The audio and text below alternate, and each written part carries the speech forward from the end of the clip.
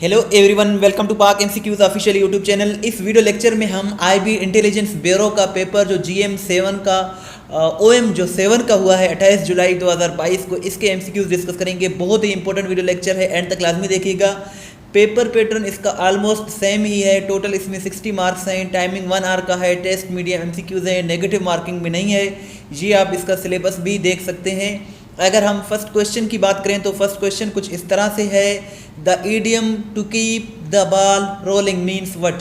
सो ये एक ईडियम है फुटबॉल के रिलेटेड, बॉल के रिलेटेड। सो इसका मतलब है to keep the star, to keep the conversation going. इसका आप सेंटेंस भी अपनी तरफ से बना सकते हैं, जैसे कि आपको किसी छोटे भाई या बहन को कहना हो कि मैंने आपके लिए किताबें तो लाई हैं, लेकिन इस काम को करने की जो जिम्मेदारी है, इसको आगे बढ़ाने की जो जिम्मेदारी है वो आपकी है। तो आप इसको इंग्लिश में कह सकते हैं, I have bought books for you, now it's up to you to keep the ball rolling. So इस तरह आप सेंटेंस को इसको बना सकते हैं। जो ऑप्शंस में करेक्ट था वो यही है, to keep the conversation going. लेकिन इसका मतलब ये भी होता है कि कोई भी काम हो रहा है, कोई भी एक्टिविटी हो रही है, उसको रोकना मत, उसको जारी रखना, कंटिन्यू रखना। इस सेंस में ये ईडियम आता है। नेक्स्ट क्वेश्चन कुछ इस तरह से है, antonym of dwarf is. Dwarf की अगर हम बात करें तो इसमें डब्ल्यू साइलेंट है, DWARF। डार्फ का मतलब होता है ऐसा शख्स जिसका कद छोटा हो, पस्त कद वाला हो। ये आपने ये कैरेक्टर हो सकता है आपने देखा हो, गेम ऑफ थ्रोन्स में है, टेरियन लेनेस्टर इसका नाम है। सो ये देखें आप, ये कद का बहुत ही छोटा है। सो इसे पस्त कद वाले को डार्फ कहा जाता है। So he is a dwarf, so my brother is dwarf, you are dwarf, they are dwarf. तो इस तरह आप सेंटेंस को बना सकते हैं। लेकिन इसका एंटोनियम यानी कि उलट पूछा गया है। तो इसका एंटोनियम जो है वो है जायंट। जायंट कहते हैं ऐसे शख्स को जो देव का कामत हो, जो बड़े कद वाला, बड़े लंबे कद वाला हो, उसे जायंट कहते हैं। जो छोटे कद वाला हो उसे डार्फ कहते हैं। आई होप आपको इसका जवाब मिल गया होगा। ईद प्रेयर इज़, अगर हम बात करें ईद प्रेयर की, तो ईद प्रेयर जो है ये फ़र्ज़ नहीं है, सुन्नत नहीं है, ये वाजिब है। 2 रकातें इसमें होती हैं और 6 तकबीरें होती हैं। फर्स्ट ईद प्रेयर अदा की गई थी जो नबी करीम सल्लल्लाहु अलैहि वसल्लम ने अदा की थी 2 हिजरी को। सो वाजिब is the correct answer here. Next question we have to lose face means. So ये भी ईडियम है। ईडियम्स और फ्रेजेस बहुत ही इंपॉर्टेंट होते हैं आपकी रिटन इंग्लिश के लिए भी, स्पोकन के लिए भी, और एग्जामिनेशन पॉइंट ऑफ व्यू से भी। सो आप इनको ज़रूर याद रखें। सो ये भी एक ईडियम है। टू लॉस फेस का मतलब होता है, जो ऑप्शंस में दिए गए थे, इसका मतलब है टू बी ह्यूमिलिएटेड। ह्यूमिलिएटेड का मतलब होता है जो है बदनाम हो जाना, रुसवा हो जाना, बेइज्जती हो जाना, इंसल्ट हो जाना। सो ये इस सेंस में ये आता है।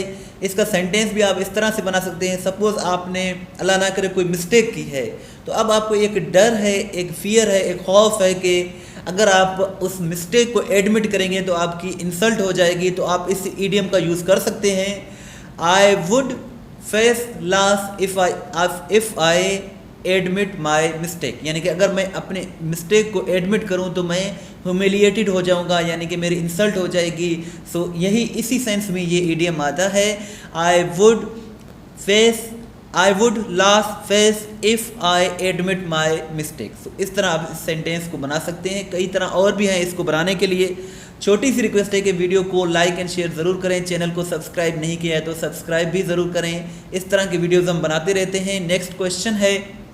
नेक्स्ट क्वेश्चन भी ईडियम के रिलेटेड है। To get into the hot water का मतलब क्या है? इसका मतलब होता है कि गेट इनटू ट्रबल। यही इसका ऑप्शन करेक्ट था। इसका सेंटेंस भी आप बना सकते हैं। इसका उर्दू में मतलब होता है मुसीबत में पड़ जाना। सो अगर आप कहना चाहें कि कल मैं मुसीबत में फंस गया था, तो आप कह सकते हैं I got into the hot water yesterday. ठीक है, आप इसको फ्यूचर में भी बना सकते हैं, I will get into the hot water, यानी कि मैं मुसीबत में पड़ जाऊंगा। So I will not do this, यानी कि मैं ये काम नहीं करूंगा, अगर करूंगा तो मैं इस मुसीबत में पड़ जाऊंगा। सो इस तरह आप ईडियम्स को ज़रूर यूज़ करें, स्पोकन में भी, रिटन में भी। नेक्स्ट क्वेश्चन है, antonym of enormous is. Enormous का वही मतलब है जो मैंने आपको बता चुका हूँ, जायंट। जायंट और इनार्मस ऑलमोस्ट सेम मीनिंग दे रहे हैं। अगर सिनोनिम्स एंटोनियम की बात आए तो टिनी इसका करेक्ट आंसर है, क्योंकि फ्रेजाइल का मतलब होता है कोई चीज़ जो नरम हो, जो कमज़ोर हो, और वीक का भी मतलब होता है कमज़ोर, सॉफ्ट का भी मतलब होता है कमज़ोर। और टिनी का मतलब होता है जो छोटा हो, बहुत ही छोटा हो उसे टिनी कहते हैं। जो इनार्मस हो, ह्यूज हो, देव का मत हो, बहुत बड़ा हो, भारी भरकम हो, उसे इनार्मस कहा जाता है। So tiny is the correct answer here. Next question है food is to hunger as sleep is to, so weariness इसका करेक्ट आंसर है। क्योंकि जब हंग्री हम हो जाते हैं, जब हम भूखे हो जाते हैं तो हमें फूड की ज़रूरत होती है, खुराक की। लेकिन वेरीनेस का मतलब होता है जब हम फटीग हो जाते हैं, जब हम एग्जॉस्टेड हो जाते हैं, टायर्ड हो जाते हैं, यानी कि थक जाते हैं, तो हमें स्लीप की ज़रूरत होती है, नींद की, और हमें खुराक की ज़रूरत उस वक्त होती है जब हमें भूख लगती है। So weariness is the correct answer here. We can start the application from .run. इसका करेक्ट आंसर है। जो डी है ऑप्शन वही इसका करेक्ट आंसर है, और आप डिटेल भी यहाँ देख सकते हैं। A user interface that is ready to use is considered to be user friendly. User friendly इसका करेक्ट आंसर है। What do you need for an inkjet printer? So इसे cartridge की ज़रूरत होती है, cartridge इसका करेक्ट आंसर है।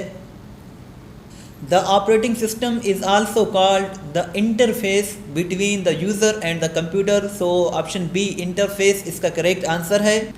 When installing a peripheral, you also need to install a driver. Driver इसका करेक्ट आंसर है। Hard copy of a document refers to which of the following? So printer output इसका correct answer है। A hard copy is a term used to describe printed document. Printed output. The date and time displays on. So ये system tray में, computer में जो system tray होता है वहाँ date and time show होते हैं, डिस्प्ले होते हैं। सो सिस्टम ट्रे इसका करेक्ट आंसर है। और आपसे एक इजी सा क्वेश्चन है कि according to the 1973 constitution who elects the president of Pakistan? Pakistan के प्रेसिडेंट को कौन इलेक्ट करता है? ये आप ऑप्शंस देख लें, इसका करेक्ट आंसर मुझे बताएं काइंडली कमेंट सेक्शन में। और अगर हम 1973 की कॉन्स्टिट्यूशन की बात करें तो इसे 14 अगस्त 1973 को जुल्फ़िकार अली भुट्टो ने इंट्रोड्यूस कराया था। सो ये आप डिटेल भी यहाँ देख सकते हैं।